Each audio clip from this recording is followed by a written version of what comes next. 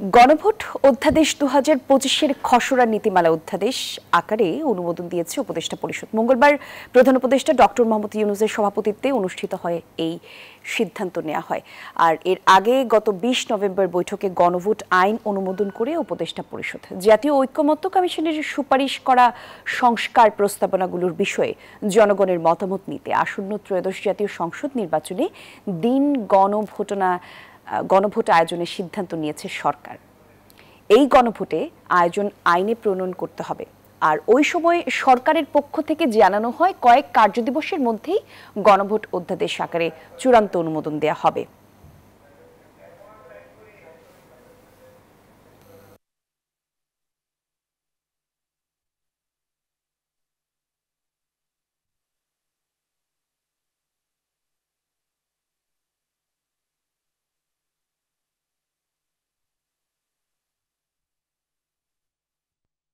Extreme মশার coil plant fibre দিয়ে তৈরি, তাই সহজে ভাঙে না, সুগন্ধিযুক্ত ও নিরবিচ্ছিন্নভাবে জ্বলে। ডেঙ্গু, চিকুনগুনিয়া বাহি সহ যে কোনো মশার বিরুদ্ধে দেয় এক্সট্রিম সুরক্ষা। দর্শক, এই প্রসঙ্গে আরো বিস্তারিত জানাতে আমাদের সহকর্মী শাহনাজ ইয়াসমিন আমাদের সঙ্গে যোগ দিচ্ছেন। ইয়াসমিন, একটু জানাবেন গণভোট অধ্যাদেশ অনুমোদন নিয়ে বিস্তারিত কি তথ্য দর্শকদের জন্য আপনার কাছে আছে?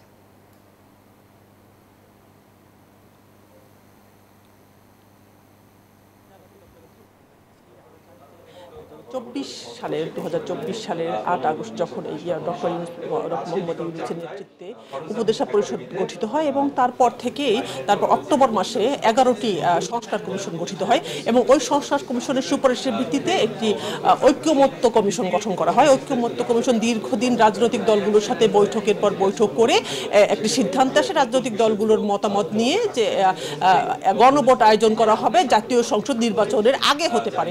তো বিভিন্ন দল বিভিন্ন রকম মতামত দেওয়ার পর শেষ পর্যন্ত এমন সিদ্ধান্ত আসে যে যেদিন নির্বাচন হবে সেদিনই গণভোটের আয়োজন হবে এবং 20 নভেম্বর উপদেষ্টা পরিষদের বৈঠকে এই গণভোটের আইন করা হয় এবং নিয়ম অনুযায়ী, রেওয়াজ অনুযায়ী এবং আইন অনুযায়ী এই যেহেতু এখন সংসদ নেই সেহেতু অধ্যাদেশ আকারে এটি পাশ করতে হবে। যেহেতু সংসদ থাকলে সংসদে পাশ করা হতো, আজকে উপদেষ্টা পরিষদের একটি বিশেষ বৈঠক করা হয়েছে। 20 নভেম্বর যখন এই গণভোটের আইন পাশ করা হয় সেদিন আইন উপদেষ্টা জানিয়েছিলেন যে 3 বা 4 কার্য দিবসের ভিতরে এই গণভোটের অধ্যাদেশ আকারে জারি করা হবে এবং এটি আইন মন্ত্রণালয় করে থাকে।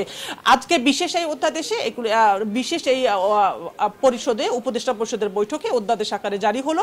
এখন যেটা নিয়ম সেটা হলো যে আইন মন্ত্রণালয় থেকে একটি অধ্যাদেশ জারি করা হবে রাষ্ট্রপতির আদেশক্রমে এবং এরপর আমরা জানি যে এর মধ্যে নির্বাচন কমিশন কাজ শুরু করেছে গণভোট আয়োজনে এবং এই আজকে এই জন্যই বিশেষ এই উপদেষ্টা পরিষদের বৈঠকের মাধ্যমে এই যে অধ্যাদেশ পাশ করা হলো। এখন এটি এরপর যখন অধ্যাদেশটি জারি করা হবে আইন মন্ত্রণালয় থেকে এরপর পাঠানো হবে নির্বাচন কমিশনে। নির্বাচন কমিশন তখন গণভোট আয়োজনের জন্য কাজ শুরু করতে পারবে।